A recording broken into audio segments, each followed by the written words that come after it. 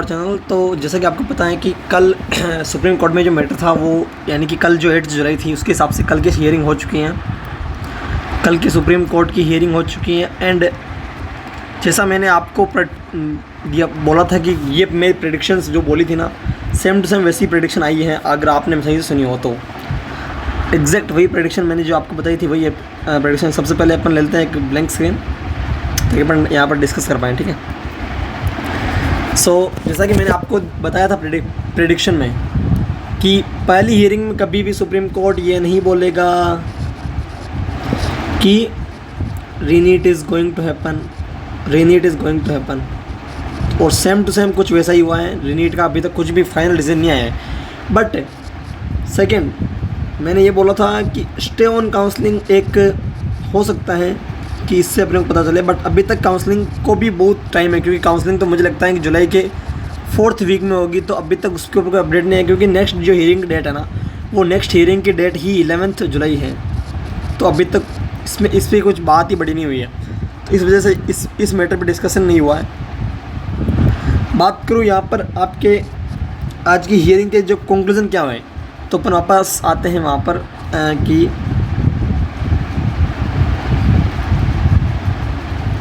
तो जैसे कि अपन देख सकते हैं यहाँ पर मैं आपको ऑफिशियल ट्वीट्स ही दिखा देता हूँ यहाँ पर।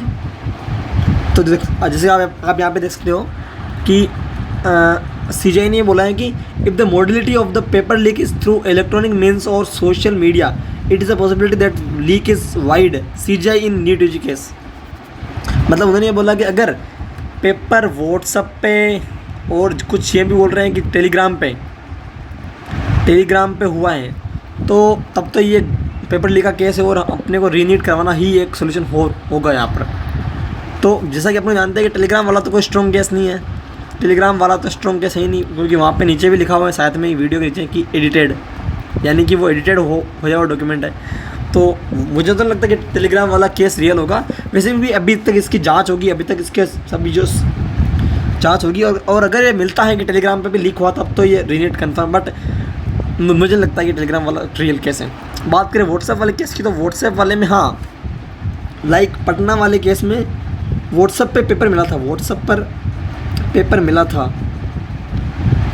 तो अभी इसकी जांच होगी।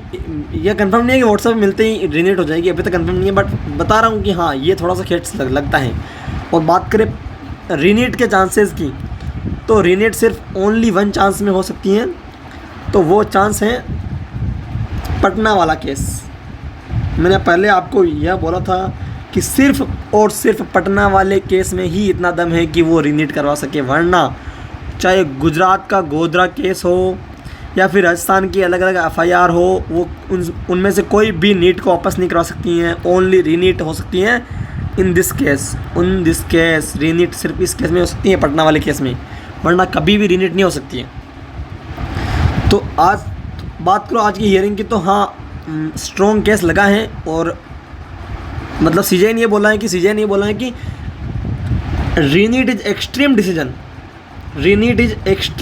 एक्सट्रीम यानी कि जब हम कुछ भी नहीं कर सकते हैं, यानी कि जो जिस तरह से पेपर लीक, मानो कि वाइड स्प्रेड पेपर लीक है, और चीटर्स जो हैं जिन्होंने चीटिंग की है उनको हम segregate, we are not able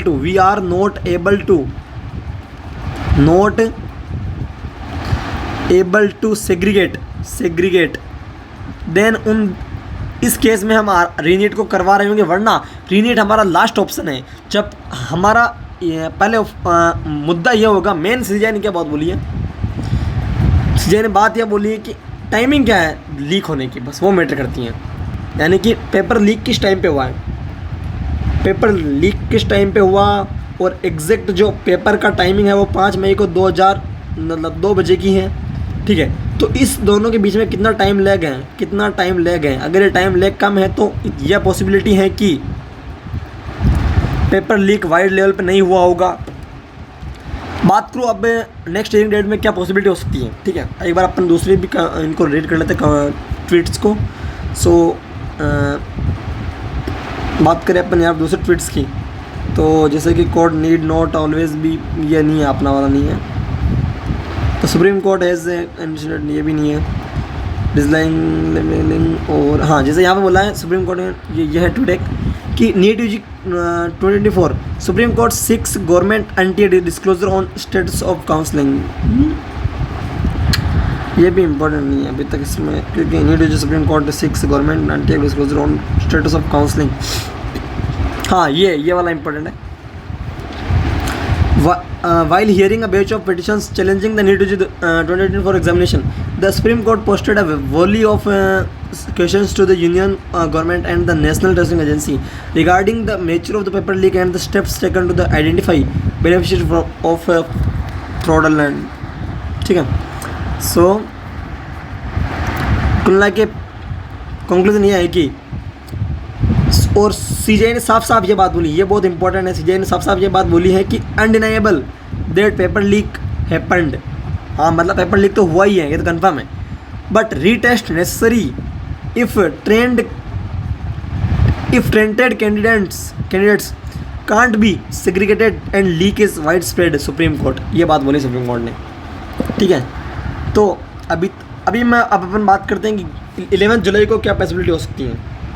11 जुलाई को पॉसिबिलिटीज़ क्या हो सकती हैं वो अपन बात करते हैं। जैसे कि आप गाइज, आपको पता भी होगा, आपने वीडियो देखी हो मेरी, तो जो मैंने बताया था, जो मैंने प्रेडिक्शंस बोली थी ना कि ये मेरी प्रेडिक्शन है, ये हो सकता है।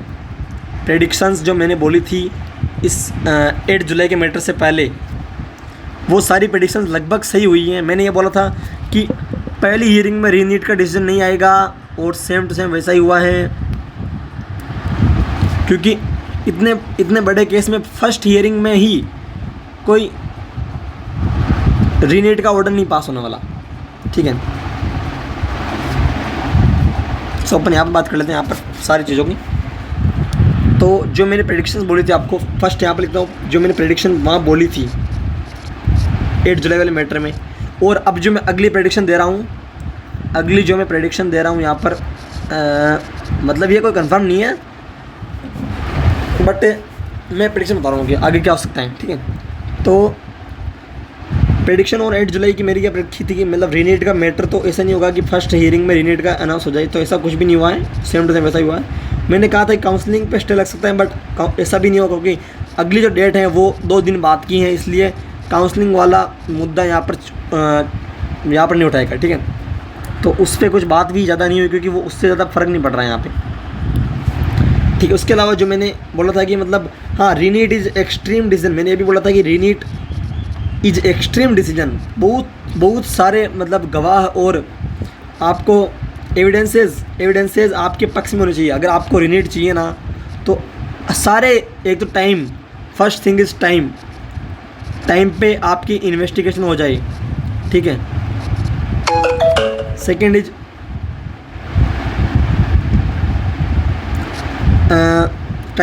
टाइम में इन्वेस्टिगेशन और स्ट्रॉन्ग प्रूफ्स, और थर्ड इज प्रूफ कि हम चीटर्स आर नॉट आइडेंटिफाइबल। ठीक है, मतलब अगर अपन चीटर्स को आइडेंटिफाई नहीं कर सकते हैं तो इन तीनों केसेस में ही रीनीट हो सकती है, वरना नहीं हो सकती। तो मैंने ये बोला था कि अगर आप रीनीट चाहते हो तो सारी चीज़ें आपके ये तीनों चीज़ें आपके फेवर में होनी चाहिए। सो सुप्रीम कोर्ट ने लगभग ये बात बोली है कि, तो अब बात करें अपन प्रेडिक्शन की, तो अगली जो डेट है 11 जुलाई, उसमें क्या हो सकता है अपन उसकी बात करते हैं। तो सुप्रीम कोर्ट ने सीबीआई को यहाँ बोला है कि सीबीआई भी अपना इन्वेस्टिगेशन जो किया है उसको सबमिट करें। ठीक है, अब मैं बताऊँ ना जो क्या बात हो सकती है, सारी बात मैटर करती है सीबीआई के इन्वेस्टिगेशन पे ही। अब कोई भी यानी ना तो पटना पुलिस का जो अपने एफआईआर देख लिए हैं, एफआईआर में इतना दम नहीं है कि वो मतलब नीट वापस करवा पा रही हैं, क्योंकि अगर एफआईआर में इतना दम होता तो कल ही रीनीट अनाउंस हो जाती वापस, बट उससे एफआईआर से रीनीट नहीं हो रही है। और साथ ही इकोनॉमिक ऑफेंस यूनिट का भी इतना एविडेंसेस इतने अच्छे नहीं है जिससे कि रीनीट हो रही है, तो ये भी बात पक्की है। अब सिर्फ और सिर्फ रीनीट डिपेंड करती हैं सीबीआई पर। सीबीआई क्या इन्वेस्टिगेशन करती हैं और सीबीआई वहाँ पर जाके क्या बोलती हैं कि क्या हम चीटर्स को आइडेंटिफाई कर लेंगे तो रीनीट नहीं होगी, और अगर वो बोल देती कि हम नहीं कर पाएंगे तो हो जाएगी नीट। इसके अलावा वो कुछ ऐसे एविडेंस देती है जिससे कि पेपर लीक वाइड स्प्रेड हुआ है या फिर जल्दी हो गया था, और व्हाट्सएप पे और दूसरे इलेक्ट्रॉनिक मीडिया पर भी यह अच्छे से लीक हुआ, और इनके जो कनेक्शन जो कि चीटर्स जिन्होंने पेपर लीक किया है उनके कनेक्शन इंडिया के अलग अलग कोने में भी, यानी कि मतलब महाराष्ट्र वगैरह और अलग अलग स्टेट्स में भी हैं। तो इसका मतलब यह है कि वो अपना पेपर लीक को वाइड स्प्रेड लेवल पर सभी जगह उन्होंने भेजा होगा। तो इससे यह एक स्ट्रॉन्ग एविडेंस होगा कि हाँ रीनेट होगी, क्योंकि अगर उनके कनेक्शन एस्टेब्लिश होते हैं तो यह स्ट्रॉन्ग एविडेंस है रीनेट के लिए, और यह इतना बड़ा एविडेंस है कि यह रीनेट करवा भी सकता है, स्ट्रॉन्ग चांस बन सकते हैं। बात करें अभी की, तो अभी के लिए बात इतनी सी है, एक मिनट, ठीक है। बात करें अभी की, तो ये है आपका 50-50, यानी कि 50% चांस रीनीट के और 50% नो रीनीट के, और इधर मैं लिखता हूँ रीनीट और मैं इधर लिखता हूँ नो रीनीट ना, नो रीनीट। अगर मैं बात करूँ आपसे सिंपल, तो अभी के लिए चांसेस इसके ज़्यादा हैं, इसके चांस मैं सॉरी बट गाइस अभी तक चांस इसके ज़्यादा हैं। बात करूँ ऐसे तो ज़्यादा चांस इसके हैं, उसके बाद में चांस इसके हैं, उसके बाद में इसके चांस मुझे कम दिख रहे हैं, क्योंकि हाँ बात करूँ यहाँ पर तो मेरे भी मार्क्स इतने अच्छे नहीं आए हैं, मेरा भी सिलेक्शन यहाँ पर उतने अच्छे कॉलेज में नहीं हो रहा होगा, मेरे भी मार्क्स 659 ही है, ज़्यादा नहीं है, और मुझे इससे कोई अच्छा एम्स नहीं मिल जाएगा। बट मुझे जो मुझे लग रहा है, और मैं किसी भी तरह बायस होकर नहीं बता रहा हूँ, ये मेरे स्वार्थ के लिए नहीं है, जो मुझे लग रहा है वो बता रहा हूँ। अगर मैं यहाँ पर होता तो मैं यहाँ बोलता कि 100% नो रीड नहीं होगा, क्योंकि मेरा नंबर आ रहा है तो मैं क्यों चाहूँगा कि नीट वापस हो। बट जो हो पा रहा है नहीं, एक तो मैं चाहता हूँ और चीज़ें, बट जो मुझे क्या लग रहा है और क्या चीज़ें एविडेंसेस जो बता रहे हैं उनके बारे में बात करता हूँ।